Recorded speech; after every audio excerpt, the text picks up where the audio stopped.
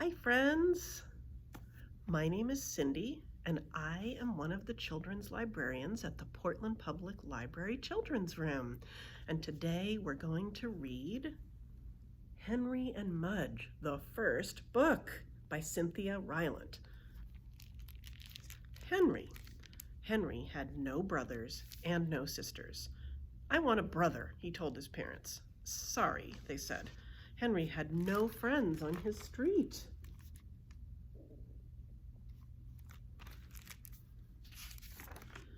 "I want to live on a different street," he told his parents. "Sorry," they said. Henry had no pets at home. "I want to have a dog," he told his parents. "Sorry," they almost said. But first they looked at their house with no brothers and sisters. Then they looked at their street with no children. Then they looked at Henry's face.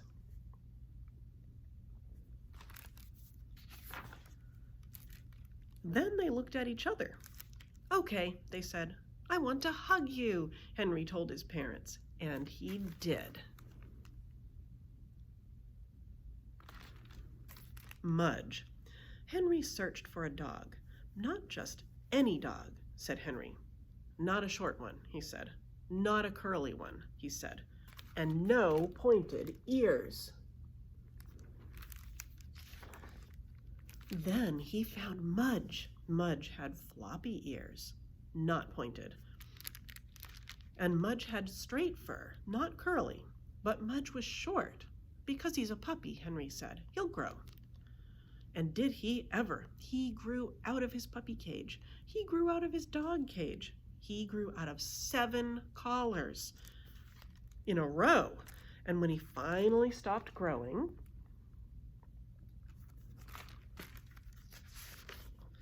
he weighed 180 pounds. He stood 3 feet tall, and he drooled. "I'm glad you're not short," Henry said, and Mudge licked him, then sat on him.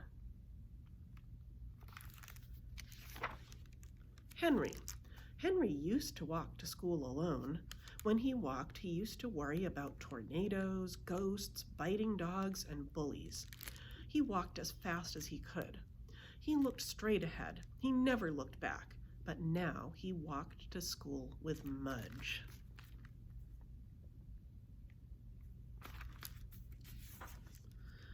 And now when he walked, he thought about vanilla ice cream, rain, rocks, and good dreams. He walked to school, but not too fast.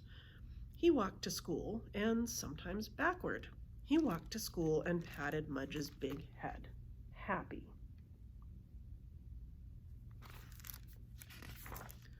Mudge loved Henry's room. He loved the dirty socks. He loved the stuffed bear. He loved the fish tank. But mostly, he loved Henry's bed.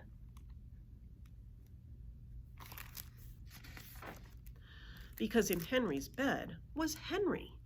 Mudge loved to climb in with Henry. Then he loved to smell him. He smelled his lemon hair. He smelled his milky mouth. He smelled his soapy ears. He smelled his chocolate fingers. Then he put his head by Henry's head. He looked at the fish tank. He looked at the bear. He looked at Henry. He licked him, and then he fell asleep. Mudge. One day, Mudge took a walk without Henry. The sun was shining. The birds were flying. The grass smelled sweet. Mudge couldn't wait for Henry, so he left.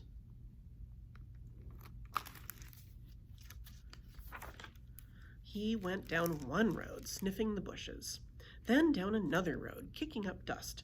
He went through a field, across a stream, into some pine trees. And when he came out on the other side, he was lost. Uh-oh. He couldn't smell Henry. He couldn't smell his front porch. He couldn't smell the street he lived on.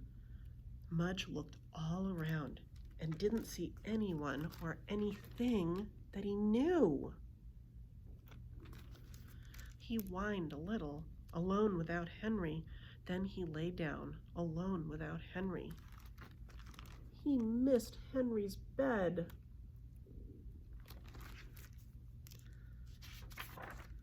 Henry thought Mudge would always be with him, always. He thought Mudge made everything safe. He thought Mudge would never go away.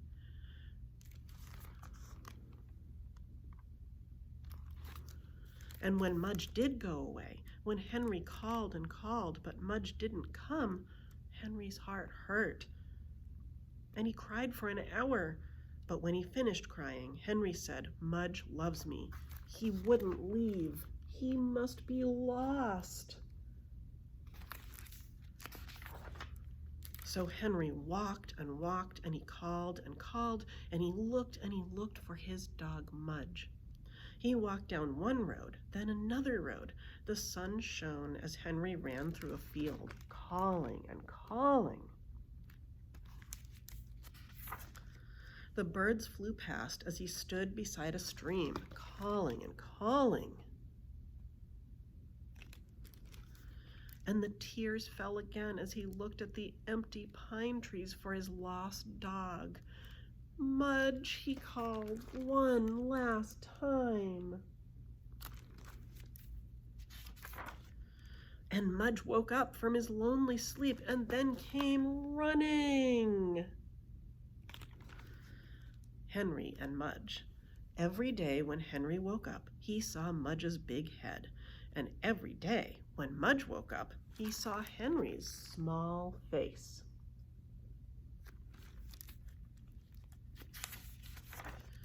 They ate breakfast at the same time. They ate supper at the same time. And when Henry was at school, Mudge just lay around and waited. Mudge never went for a walk without Henry again, and Henry never worried that Mudge would leave. Because sometimes in their dreams they saw long, silent roads, big, wide fields, deep streams, and pine trees. In those dreams, Mudge was alone, and Henry was alone. So when Mudge woke up and knew Henry was with him, he remembered the dream and stayed close.